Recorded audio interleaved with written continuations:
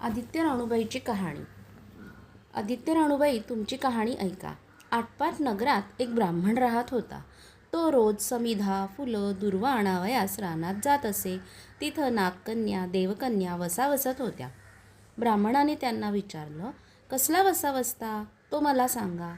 तुला रे वसा कशाला हवा? उठशील, मातशील, घेतला वसा टाकून देशील. ब्राह्मण म्हणाला, उतणार नाही, मातणार नाही, घेतला वसा टाकणार नाही. तेव्हा त्या म्हणाल्या, श्रावण मासी पहिल्या आदितवारी न बोलता उठावं, चचैल वस्त्रासहित स्नान करून अग्रोदक पाणी आणावं, विड्याच्या पानावर रक्तचंदनाची आदित्य राणूबाई काढावी, 6 रेघांचं मंडळ करावं. ब्राह्मण म्हणाला, उतणार नाही, मातणार नाही, घेतला वसा टाकणार नाही.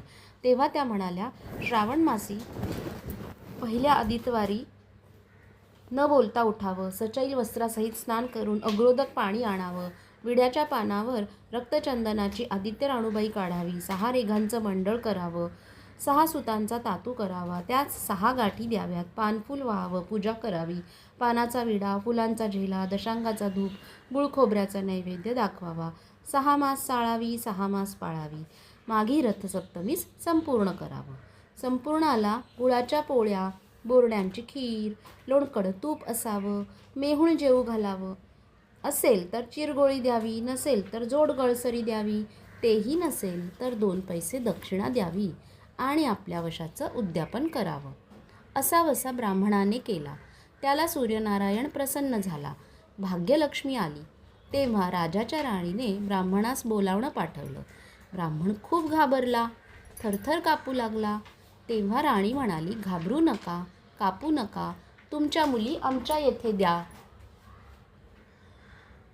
आमच्या गरीबाच्या मुली तुमच्या घरी कशा द्याव्यात? दासी कराल, बटीक कराल. राणी म्हणाली, बटीक करत नाही, राजाची राणी करू, प्रधानाची राणी करू. मार्गेश्वराच्या महिन्यात ब्राह्मणाने लग्न करून मुली दिल्या. एक राजाच्या घरी दिली, एक प्रधानाचे घरी दिली, पण गेल्या पावली मुलीचा समाचार घेतला नाही. 12 वर्षांनी समाचारास ब्राह्मण निघाला. राजाच्या घरी लेकीने बसायला पाट दिला, पाय धुवायला पाणी दिलं. म्हणाली, बाबा गुळ खा, पाणी प्या. ब्राह्मण म्हणाला, गुळ खात नाही, पाणी पित नाही. आधी माझी कहाणी करावयाची आहे, ती तू ऐक. तुमची कहाणी ऐकायला मला वेळ नाही. राजा पारधीला जाणार आहे, त्याला जेवायला उशीर होईल. त्याच्या मनात राग आला. तोच राग मनात धरून ब्राह्मण तिथून निघाला आणि प्रधानाच्या घरी आला.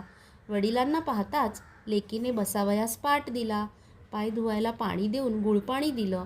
गुळ खात नाही, पाणी पित नाही, माझी कहाणी करायची आहे, तू अगोदर ऐक. तुमची कहाणी नको ऐकू तर कोणाची ऐकू? ती घरात गेली. उतरंडीची 6 मोती आणली. 3 आपण घेतली, 3 वडिलांच्या हातात दिली. वडिलांनी सांगितलेली कहाणी मन लावून एकाग्रतेने ऐकली. नंतर जेवून खाऊन वडील आपल्या घरी आले. बायकोनं मुलींचा समाचार विचारला.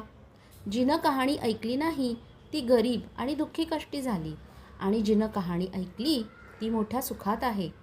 इकडे जी गरीब झाली होती तिनं आपल्या मुलाला श्रीमंत मावशीकडून काही दिलं तर घेऊन येण्यास सांगितलं. पहिल्या आदितवारी पहिला मुलगा उठला. तळ्याच्या पाळी जाऊन उभा राहिला. तेथे प्रधानाच्या दासी होत्या. प्रधानाच्या राणीला जाऊन सांगा की तुमच्या बहिणीचा मुलगा आला आहे. कसा आला आहे, काय आला आहे? फाटकं नेसला आहे, तुटकं पांघरलं आहे, तळ्याच्या पाळीला उभा राहिला आहे. परसदारानं घेऊन या. परसदारानं घेऊन आल्या. नाहू माखू घातलं, पितांबर नेसायला दिला, जेवू खाऊ घातलं, कोहळा पोखरून होन मोहरा भरल्या आणि सांभाळून घरी घेऊन जाण्यास सांगितलं. वाटेनं जात असता सूर्यनारायण माळ्याच्या रूपानं आला व हातातला कोहळा काढून नेला. घरी जाताच आईनं विचारलं, मावशीने काय दिलं? दैवाने दिलं पण कर्माने नेलं, कर्माचं फळ पुढे उभे राहिलं. मावशीने दिलं पण ते सर्व गेलं.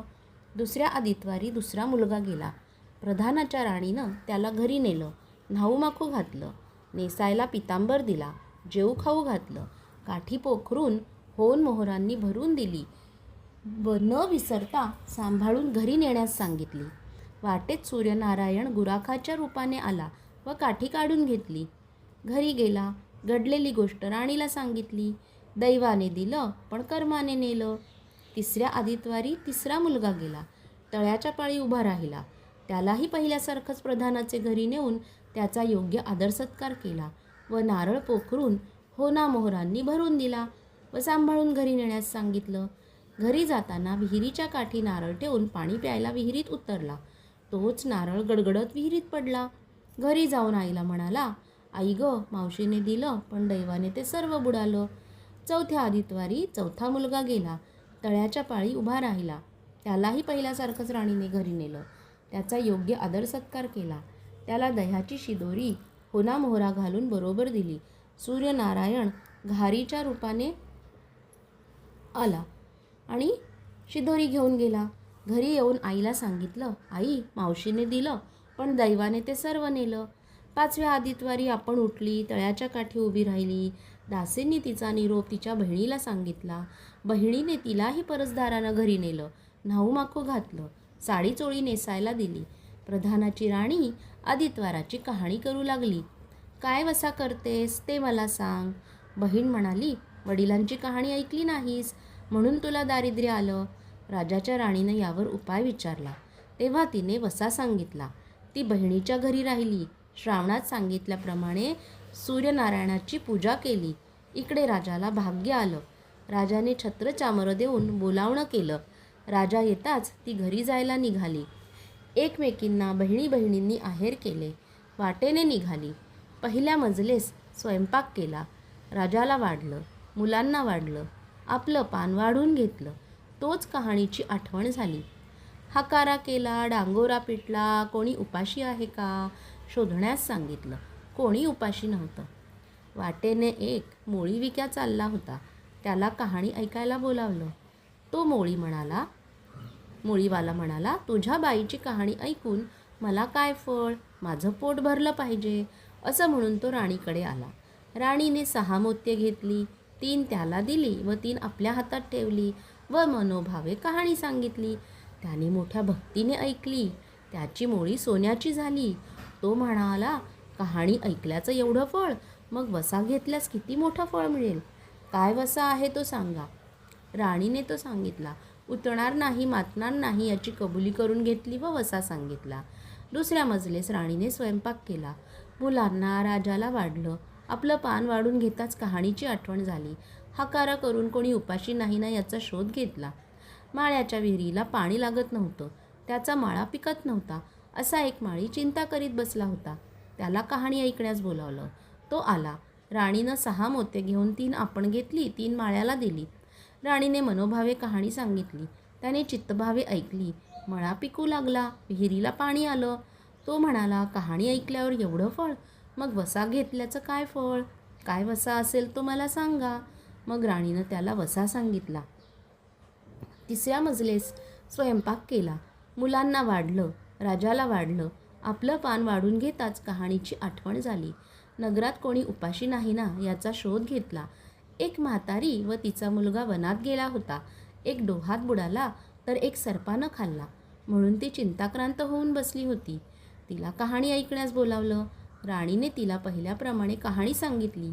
तिची 2 मुलं आली. कहाणी ऐकण्याचं एवढं फळ, तर वसा घेतल्याचं फळ मोठंच असणार. तेव्हा वसा सांगण्यास सांगितलं. मग राणीने तिलाही वसा सांगितला. चौथ्या मजल्यास स्वयंपाक करून मुलांना, राजाला वाढलं. आपलं वाढून घेताच कहाणीची आठवण झाली. कोणी उपाशी नाही ना याचा शोध घेतला. काणा डोळा, मांसाचा गोळा, हात नाहीत, पाय नाहीत असा एक मनुष्य रस्त्यामध्ये होता. त्याच्या अंगावर तांब्याभर पाणी ओतलं. पालथा होता तो उताणा केला. 6 मोत्ये होती. 3 मोत्ये त्याच्या बिंबीवर ठेवली. 3 मोत्ये आपण घेतली.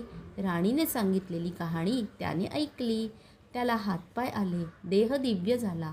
त्यानेही राणीस वसा विचारताच राणीने त्याला वसा सांगितला.